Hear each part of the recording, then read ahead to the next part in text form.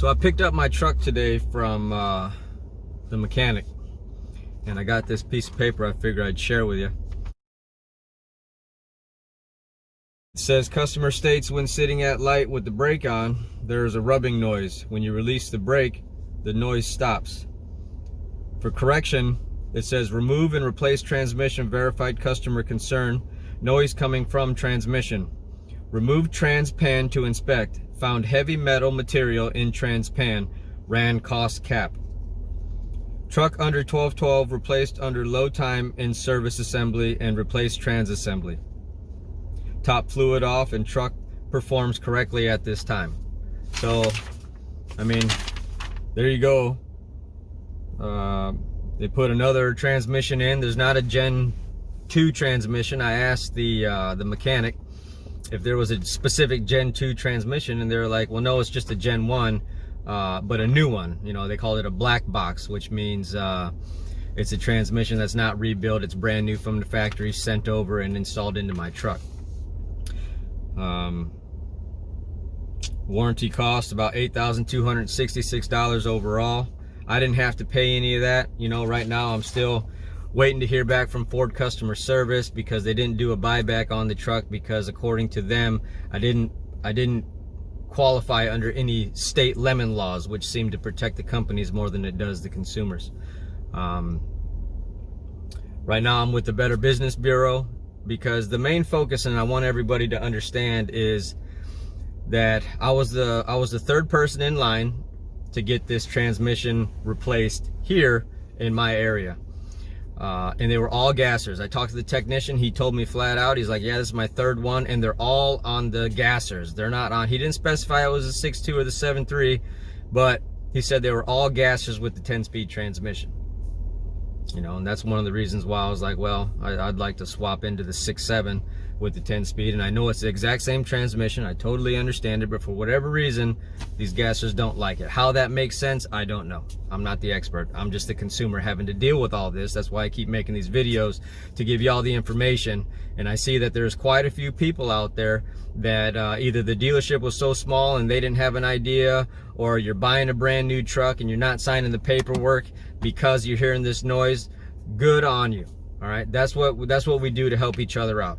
Okay, because Ford should be sending a memo out to at least check these trucks before us consumers decide to make the investment to purchase, you know, a $50,000 and plus odd dollar vehicle. I mean, that's a investment. All right, that's not a cheap investment. That's an investment that you need to talk about. That's an investment that's going to affect your whole family, because it's going to take away a lot for you to be able to afford these things. And that's why, you know, I chose to do this 7.3. It gave me the power and safety I needed to pull my travel trailer. My Dodge couldn't do that. All right, yes, there's Dodges out there that can do it, but I chose to go with Ford for this specific because of the gasser, 7.3 gasser.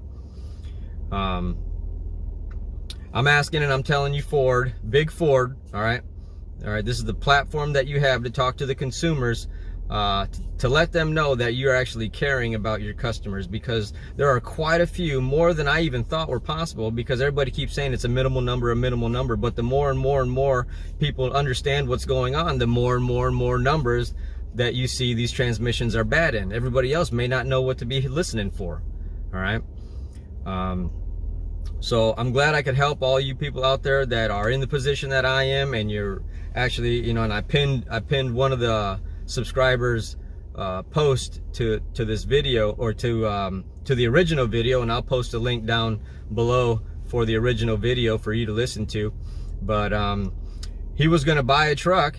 He had it specially ordered. It showed up at the dealership. He went over to pick it up. He did the exact same thing that I told him to do. He put it in drive, put the foot on the brake, and guess what? It also has a defective transmission. His dealership as well was like, hey, well, it's under warranty, it's going to get fixed, it's going to be okay. But he didn't sign the papers, and that's what you need to do, because these trucks shouldn't be coming out of the factory that way.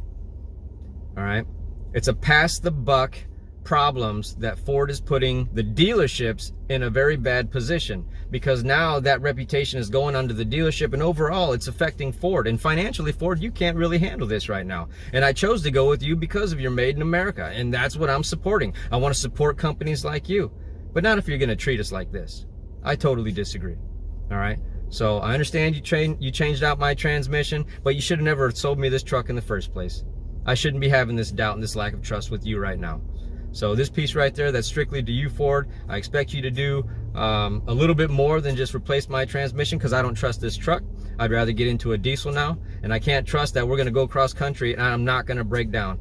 Because once you break the seal on that transmission, you start the domino effect of, hey, was everything done properly? I have to take word value and think it was, all right? But that doesn't sit right for safety in my stomach. I've been in the military 18 years. I know how things work, and that don't sit right, all right?